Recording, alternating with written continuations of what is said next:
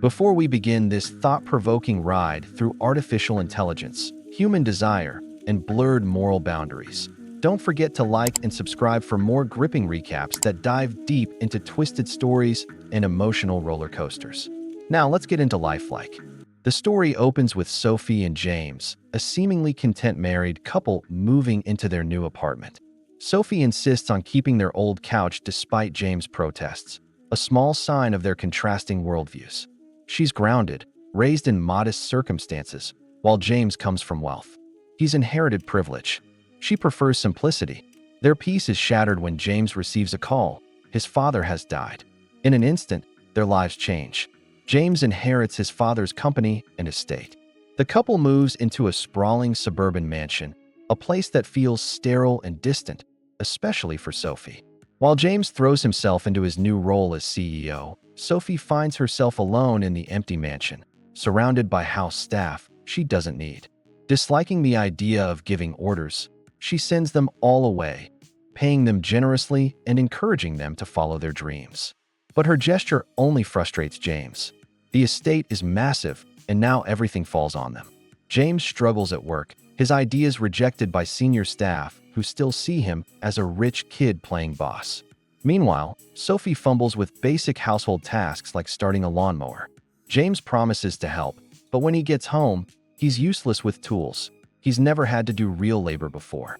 Tensions rise. Sophie wishes they were back in their tiny apartment.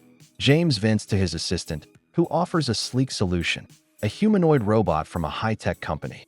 Intrigued, the couple visits the Futuristic facility. The CEO, Julian, proudly showcases lifelike robots. When offered a gorgeous female model named Jessica, Sophie hesitates. She doesn't want another woman in the house, not even an artificial one. Instead, they settle on Henry, a well-built, polite male android. Julian demonstrates Henry's total obedience by ordering him to lick James's shoe. He obeys without blinking. Back home, Henry is plugged into his charging station and begins working around the house. He's fast, efficient, tireless, but his uncanny human appearance unsettles Sophie. She hesitates to command him, still seeing traces of personhood in his mechanical eyes. One day, Henry walks into Sophie's room just as she's undressing. Though it's clearly unintentional, the moment rattles her. She tells James, worried that Henry stared at her body. But James brushes it off. He's a robot. Why care? Trying to bond, James invites Henry to play racquetball. To his surprise, Henry not only keeps up, he wins. Still, James finds comfort in the company and opens up about his father's death. In response, Henry gently offers condolences, mimicking empathy with eerie precision. Sophie slowly warms up to Henry. When guests are expected at the house, she scrambles to clean, and Henry helps with surprising ease and humor. His charm disarms her. She even gives him a Charles Dickens novel to read. Later, she offers him wine, which he drinks without hesitation. He explains that everything resets when he docks to charge. It's meant to be reassuring. It's not. During the party, Henry impresses the guests. He quotes Dickens, behaves with perfect manners, and blends into the group so well that Sophie admits, half joking, she sometimes forgets he's not human. James doesn't laugh. That night, Sophie is awoken by strange sounds. She finds Henry, completely naked, lying on the front lawn. He claims he had a dream, that he was human. Sophie is stunned. Henry's programming shouldn't allow dreams. As they return inside, Julian suddenly appears, furious. Sophie explains she found Henry like that, and nothing happened. Julian doesn't believe her, but keeps his thoughts to himself. The next day, Julian inspects Henry and brushes it off as a harmless glitch. But Sophie insists Henry described dreaming. Julian grows serious. Robots don't dream, and if Henry is starting to develop emotions, it could become dangerous. He warns them, don't treat Henry like a person. It's a machine. Tensions explode between the couple. James blames Sophie. She's been reading to Henry, treating him with kindness. But Sophie throws it back at him. Hasn't he been confiding in Henry too? Playing sports with him? Making him part of the family? That night, Sophie dreams of Henry kissing her, gently, then passionately. She wakes up in bed next to James, shaken. The image lingers in her mind. Later that day, she leaves her bedroom door ajar and begins pleasuring herself, thinking about that forbidden moment. When she finishes, she's startled to find Henry outside her room. Watching, she asks if he was spying on her. Henry calmly responds, "Would it make you happy if I was?" Days later, James notices something that unsettles him. Sophie and Henry laughing together near the pool. At first glance, it looks innocent, but to James, the connection between them feels too personal. Driven by suspicion and jealousy, he visits Julian, the CEO of the robotics company, and confesses that he's afraid Henry is developing feelings for Sophie.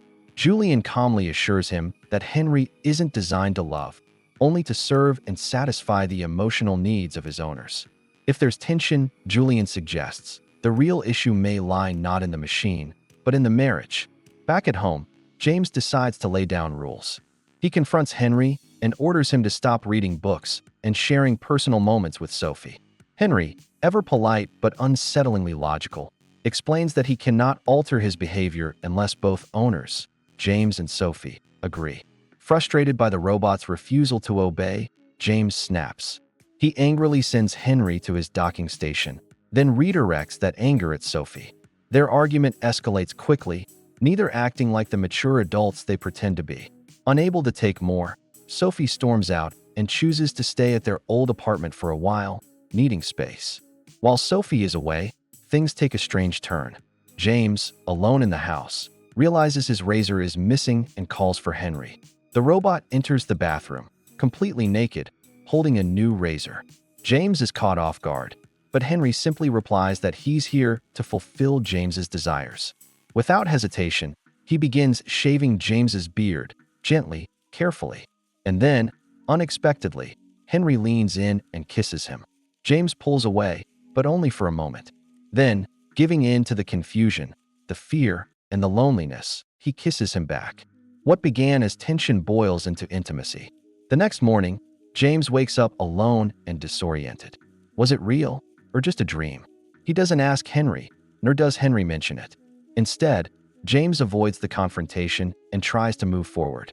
He calls Sophie, hoping to patch things up, suggesting they take a vacation to get away from everything.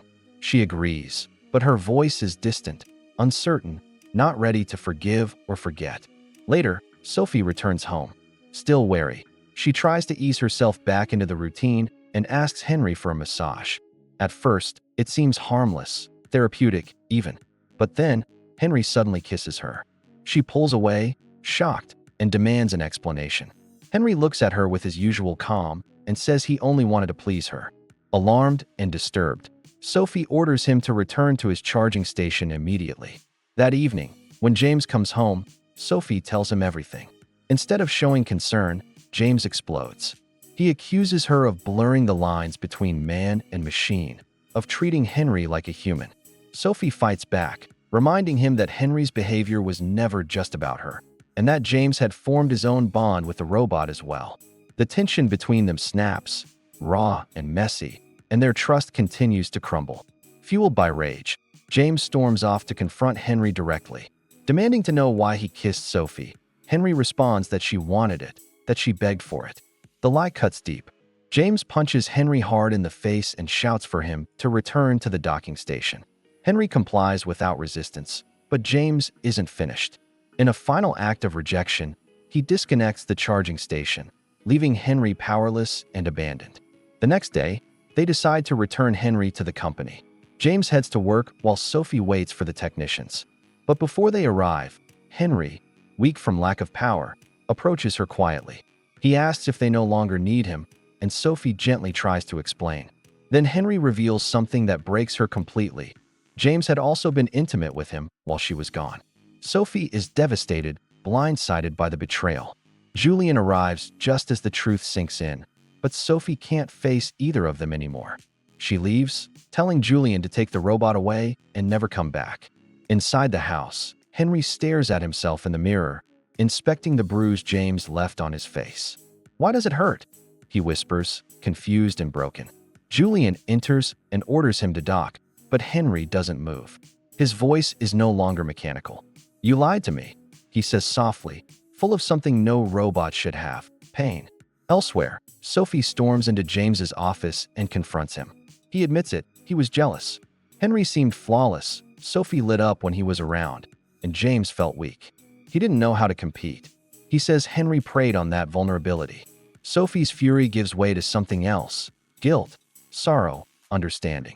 The two hold each other and try to reconnect, to salvage what's left of their broken trust. But the moment is cut short when James notices missed calls, dozens of them, from Henry.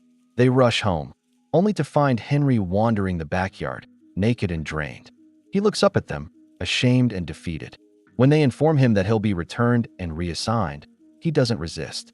He only asks for one thing: to be allowed to stay in the field until his battery runs out. Out of pity, or perhaps guilt, they agree. But what they don't realize is that Henry is not a robot at all. Back at the tech company, the truth begins to unravel. FBI agents swarm the building, and one of the so-called robots, a woman named Jessica, is in distress, insisting she needs to return to her owner. But a social worker calmly tells her that she's human. She's just been conditioned to believe she's a machine. James and Sophie freeze. Henry isn't artificial. Panicked, they return home with agents. But before they can reach Henry, Julian appears, armed and unstable. He shoots the FBI agents and reveals the horrifying truth. Henry was kidnapped as a child after being abused and abandoned by his mother. Julian raised him in isolation, conditioning him to believe he was a robot, perfect, obedient, incapable of disobeying. But when the couple decided to send him away, it mirrored his earliest trauma. Julian couldn't bear to be abandoned again. Just as he's about to shoot them, Henry intervenes, tackling Julian and killing him with his own gun in a fit of rage and grief. But afterward, instead of relief, there's only despair. Henry picks up a knife. "I know my feelings were real," he says, "but I've let you down." James and Sophie plead with him, telling him they love him, that he's more than a machine, that he's family. But Henry has already made his choice. With one final act of autonomy, he stabs himself in the stomach. As he bleeds out in their arms, he apologizes, heartbreakingly human, and dies. Years later, in a quiet park, James and Sophie sit with their young son. When the boy asks why his name is Henry, Sophie smiles softly and tells him it's a long story. One day, she says, when he's older, they'll tell him everything.